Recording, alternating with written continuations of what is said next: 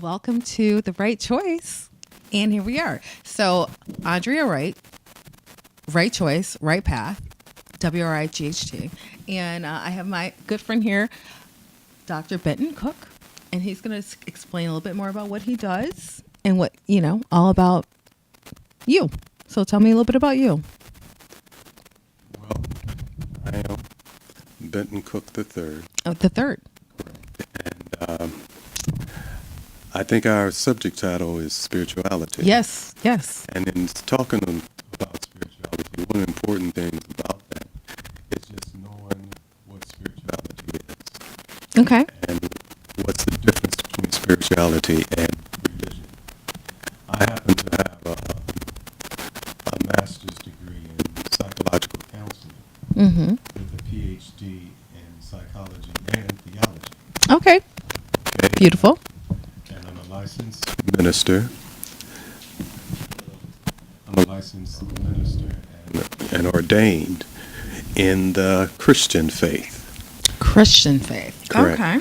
All right. Correct.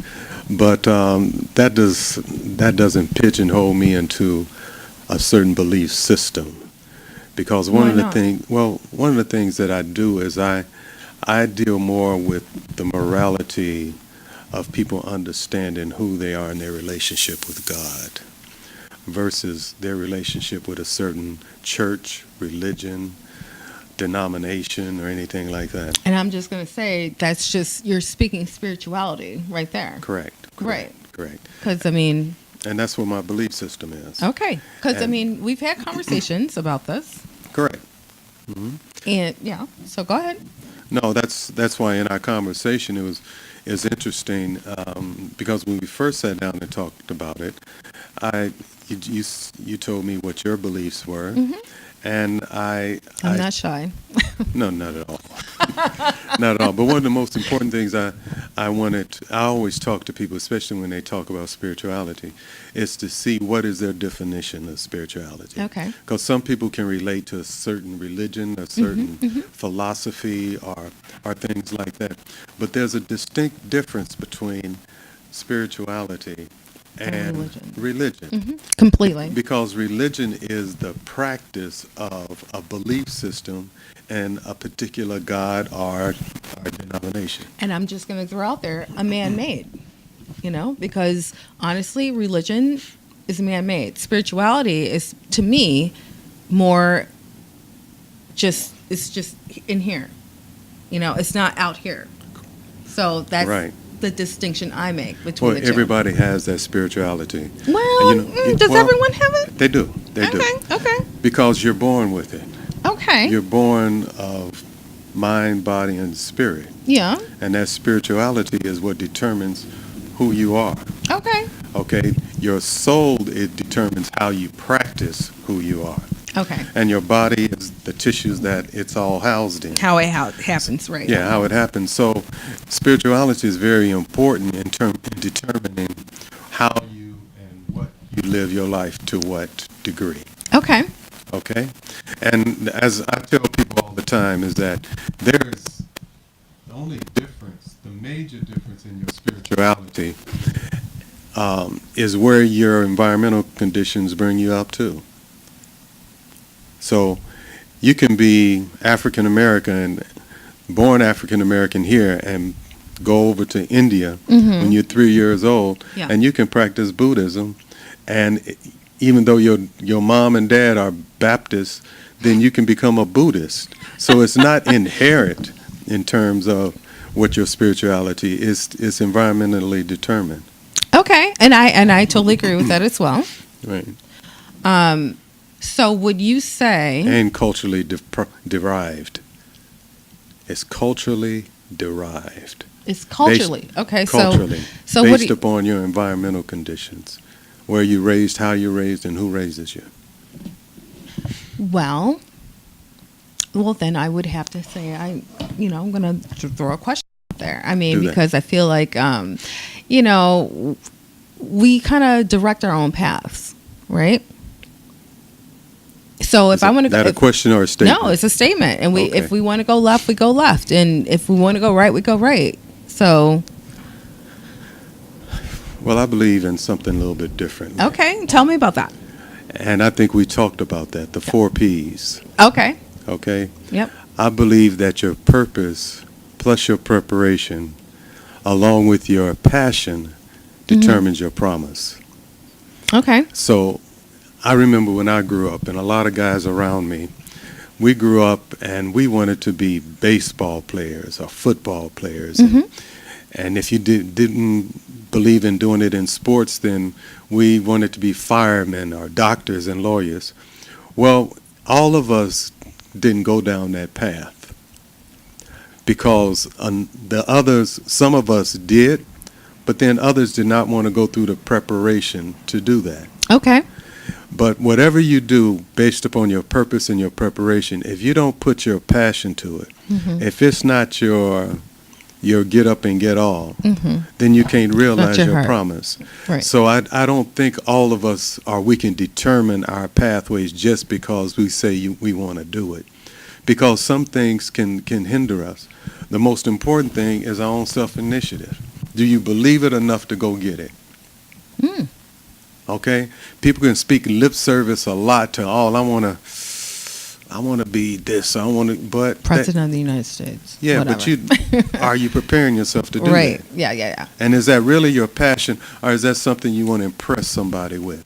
So I believe that your eventual promise is realized once you put those 4 Ps together, but then you also realize it's only for a season. You don't expect Season, that to happen reason, or your a whole lifetime. lifetime. Not a lifetime? No, not a lifetime. Not Okay. normally. How All many right. different careers have you gone through? Quite a few. Okay, so have I. And most of us have. Most Right. adults have. Right. So our season may not only be that particular job, it could be a marriage. Sure. It could be a town that we live in. Yep. That could be your season. Right. But we just have to understand within the confines of those that we have a promise. We have something that we can actually realize and attain if we go after it. Okay. So what are you going after right now? What's your new passion? What are you doing right now? Well, I have a couple of things Okay. that I really like doing. One thing in particular is I like talking to you. I like talking to you on this podcast. I really enjoy the advent of doing the podcast. Yes. I come from 30 years of broadcasting experience, in which I got a chance to broadcast and do productions all over the world. But right now, I've been taught by my good friend Kavan how and what podcasts were all about, and it's exciting to me It is exciting, right? that you could put something like what we're doing right now, and it can be seen all over the world. I In see minutes, that. I see seconds. that as phenomenal. So I use the background that I have in television production as being a producer and director, and using that as an adjunct to do that with other people. Okay. You see? Yep. So I love doing that. I continually do my counseling. I've written a book called If My People Who Are the Called, and we talk about relationships because for years I had a counseling practice. Okay. And we talked, and I counsel a great deal of people on the relationships, not only personal, interpersonal relationships, Spiritual, but and spiritual ones, but also ones that they had in their jobs and had, everything is relationship based. Yes. So how do you form, how do you nurture, and how can you make whole that type of relationship? Okay. I call it happiness, wholeness, and healing. H's. Nice. P's and H's. P's and H's, Q's, and R's too. We'll get to all that. Love the fact that you're an author. Tell us your title of your book. I'm sorry. If My People If My People Who Are the Called. Who Are The Called. the Call. Yes, the Okay. Called. Okay. And it comes from 2 Corinthians, 2 Chronicles, I'm sorry. And the scripture is told by God to David. Okay. No, pardon me, not David. to Solomon. You tell me. I'm not religious. Yeah. At all. Solomon had built this great castle and this great temple unto God. And God said, well, if my people who are called by my name would humble themselves and pray, seek my face, turn from their wicked ways, then they will hear from heaven, and I will heal the land. So it's a contract, a contrition that God had with his people down in Israel. And one of the things that we try to do, and I did it for this particular reason. See, Solomon thought he could build the temple, and just building the temple had God's approval on it. Okay. God said, well, I don't approve it. It's a beautiful place, but how you know I'm going to be there? So a lot of times we want to do things for ourselves in relationships and believing that if we just do this relationship, if we just go and, because I want it, that it's going to be blessed, ordained, or it's going to be right. Well, that's not necessarily so. So you can't put the cart before the horse. You can't put the cart before the horse, but you can also put forth, the good work. Like if you want it to be good and well and whatever, can't you put that forth? And just say everything's going to be good. This is what I want. I'm going to be an author. I'm going to be whatever, and that's what I'm going to put forth. That's the word I'm putting forth. You can do that, but you're saying it's not guaranteed. Because you got to do the work. Right. You got to do the work. Yes. Because if you don't do the work to do it, if you don't put all the systems in place, that's like when you're going, driving a car. Yeah. You can go in and get in that car, but car has to have gas. You have to have a key. You have to turn it on. The engine has to run. Work. It's some mechanisms that have to put in place for the synchronization for you to go forward in that car. Okay. The same thing in anything that we do, especially relationship based. We have to be willing to do the work and do the necessary steps to do it. Okay. To make it happen. So that's why, there's so many failed relationships right now. There's so because many. People don't want to do the work. Well, I'm a product of failed, relationships. I'm never shy about the fact that I'm divorced. It's like the second thing you learn about me. So I'm divorced, and and it's fine, well and good, but that does not. It doesn't define me. It doesn't define me at all. But it doesn't describe you either. It's not a label. It's not a label. And that's the second book that I've just written. It's called Knowing. Knowing. And I read parts of it. You read parts of it. And I enjoy it. Thank you. I really enjoyed it. The labeling that you talk about is so prevalent. Yeah. But one of the things we have to be careful of is that when we start labeling ourselves. Well, that's. When we start labeling ourselves based upon people's opinions of you. Yeah. Totally get it. Accepting, putting on the labels or peeling them off. What you gonna do with the labels as they come? And why can't you just label yourself? And that's kind of what I'm trying to help people do is, good. Once you label yourself, then you're going to attract people who are going to validate that, So if I decide, I'm a bossy, controlling individual, whatever, then that's how I'm going to attract people who will say, oh, she's a bossy, controlling individual, but it's all about just knowing who you are, Well, and I'm not a boss and controlling individual, just so everyone knows. I'm not. Well, if that's the label you put on yourself. I'm not putting that label on me. But the thing is we are true to the words that we say. I know. And that's why I mentioned to you the fact that when you come out and tell people right away, I'm divorced, you're labeling yourself relationship wise. And maybe, maybe your status wise, and that may be something that's important to you. Well, but people have certain stigmas to that. Completely. Totally understand that. I totally get that. And if you want to have yourself be defined as an individual, this is me personally. I'm just exactly who I am. And You I know, totally get that. However, you know, you call me Dr. Cook. I never. I usually just say Benton, but Yeah, you know, but others, I never introduced myself as it's Dr. Dr. Cook. Okay. I never introduced myself as Bishop Cook. Okay. I never introduced myself to who I'm married to or where I'm living or anything like that, because the essence of me is who I am as I am with you, And and I think that's that's a extremely beautiful important. thing. It's a beautiful thing, actually. You know, because you have to be, you know, who you are, Correct. and who you are, your essence. And that's actually the name of the first book I wrote was actually The Essence of Death, but it was just about the essence of the people. And you know, we are who we are, and you can't hide from it, Correct.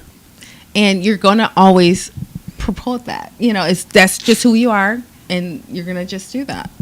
You know, one of the things that I enjoyed in talking with you, even before we came on the program, is that you have a sense of tingleness to you. You know, I mean, it's a stimulation, and that's what we're talking about with tingle, the stimulation that derives from the type of person that you are. And that's important when you're relating to people. When it's important for you to relate to them, to coach them, and things like that. Sometimes, you know, in the course of talking with other folks, are just trying to help other people in certain situations. Some people can be overbearing, Oh, sure. and he may even seem dictatorial. Okay. But I think it's important, especially you as a life coach, and this is what I admire about you, is that it's good that you let them in to a point where they trust you. You know, and when people trust you, they can open to you. Yeah. And that trust factor is extremely important. Well, thank you. And actually, you've spoken all the words of my book, Trusting the Tingles. And I do appreciate that little plug. But yeah, and you know, a lot of it, because honestly, people today, I mean, like Twitter, you have 40 words. You know, everything's so quick. No one's listening, and to have someone sit and listen to you for an hour, you know, this is a 30-minute show, but to listen to for an hour, it's people don't do it anymore. Correct. So to have someone who's devoted to doing that, just listening is just important. Well, one of the things I found out, especially when I first began my practice in counseling, I used to do family counseling. Oh, okay. Initially. Kind of like, sure, yeah.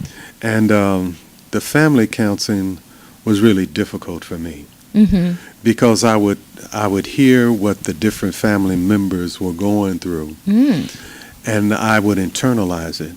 See, I didn't have that Teflon shield, and it became so personal. I would internalize it so greatly that I would be taking it on home. And it was very, very difficult for me to existentialate my practice from my personal, from my profession. You see? Yeah. And it started kind of blending itself in. Yeah. So what I did then is I stopped family practicing, and I started doing group dynamics. And that became a lot better for me.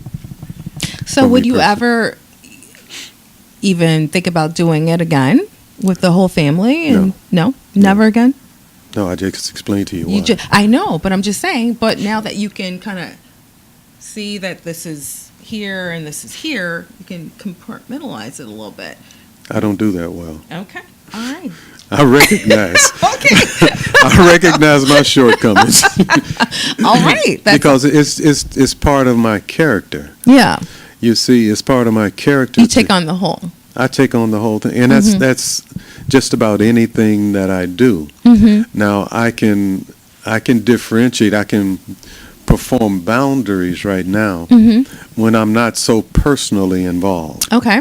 But to be a good counselor for family counseling, you've got to put yourself in there. So that's why I do groups. Yes, I totally get it. You know, I can do groups of men, do groups of women. I can do, things like that, and be a lot more comfortable. That's why one of the things that I do a lot of right now are men's groups.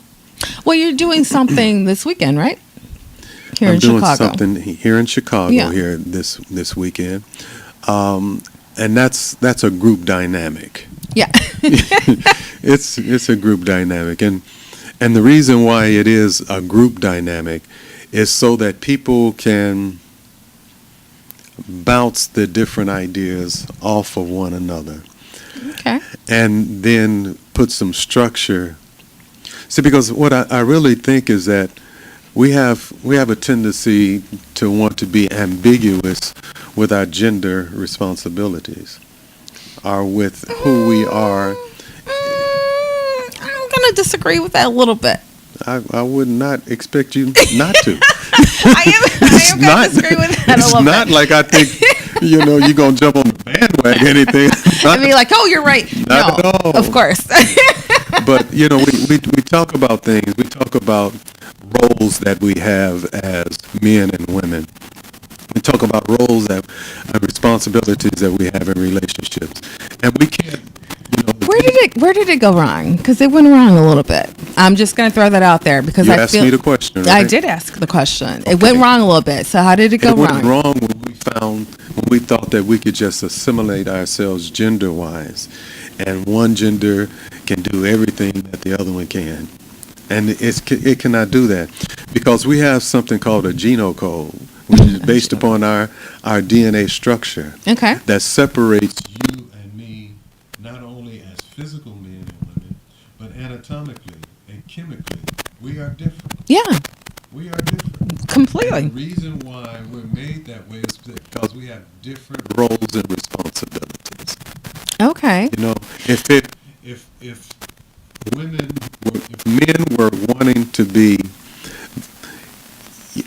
men are not normally the giving and loving Nurturing. type. Yeah. Okay. Yeah.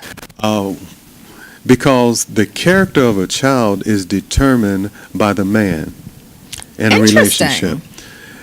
By every child or Every male, child. okay, male, female. doesn't matter. Harmonially, gendered, gene-wise and everything. Okay. But characteristics of a child is determined by the mother.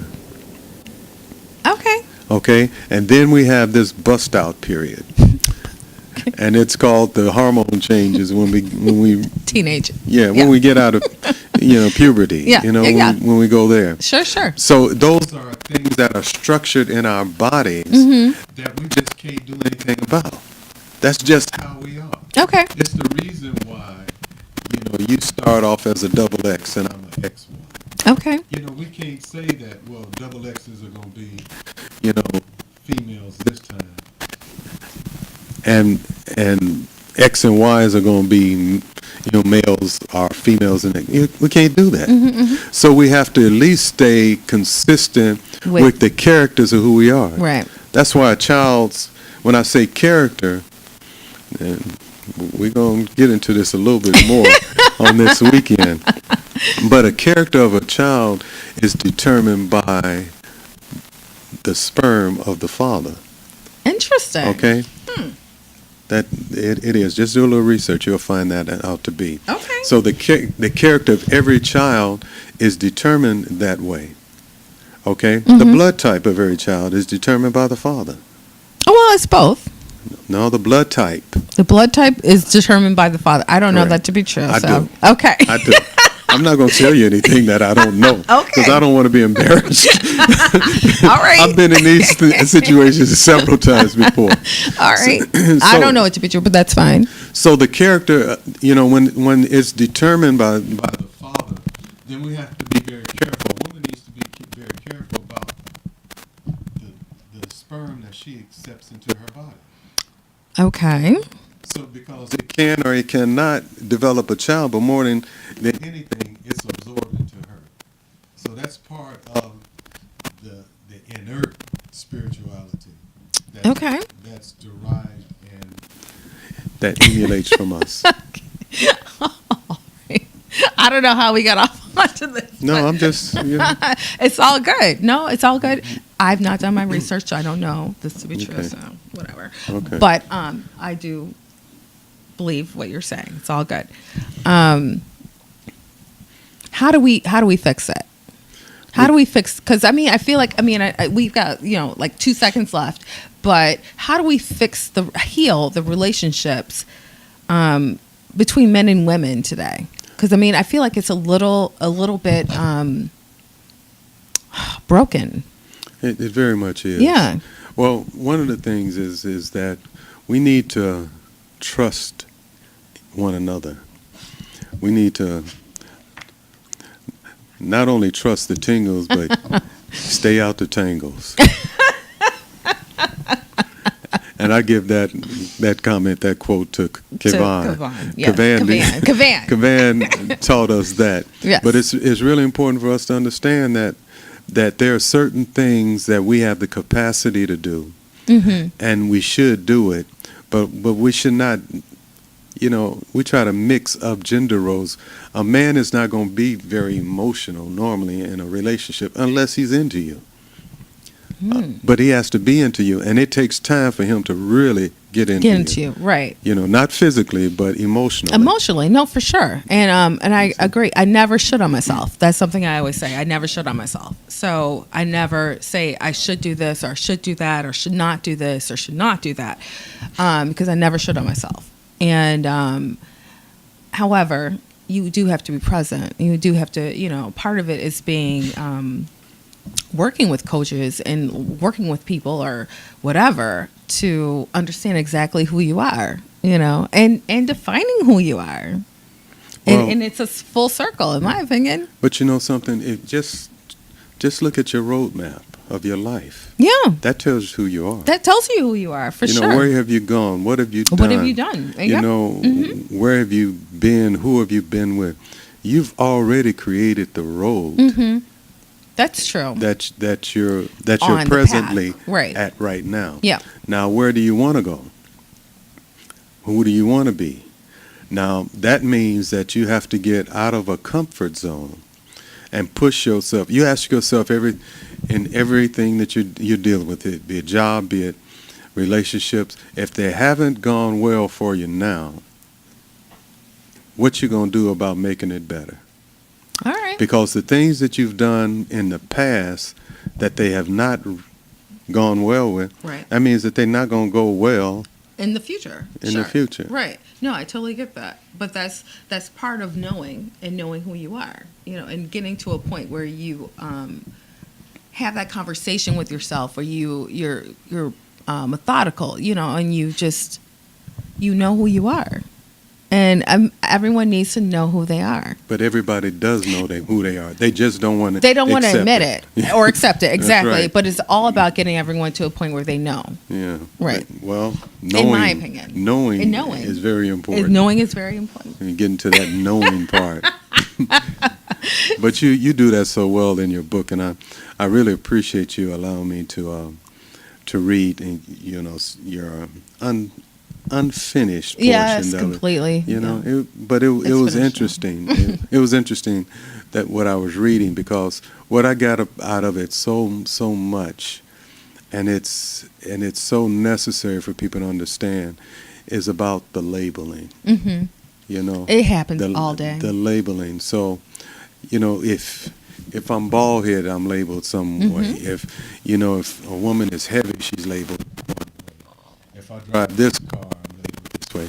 That car, but one of the problems that people have is that we accept that labeling, and we think that labeling defines us right. as an individual. Right.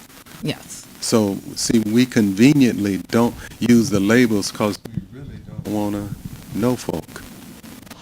We don't want to know. Well, that's why we define people. We put people in boxes. But right? that's why we've the labeling is putting the people in the boxes. Right. The reason why we do that is because we don't want to take the time to really know them. That's what we were talking about, the tweet and the this and the that. Right. It really pushes us away. It existentiates us from our heart-to-heart relationship that we can have with one another. Okay, I totally get it. So we're gonna wrap this up. Let me know. Let our friends know how to, connect with you. You can connect with me. I'm on Facebook, Dr. Benton Cook III. Okay. My book is on Amazon.com. If My People Who Are the Called by Dr. Cook. And then we have several different things that we do around the city. Okay.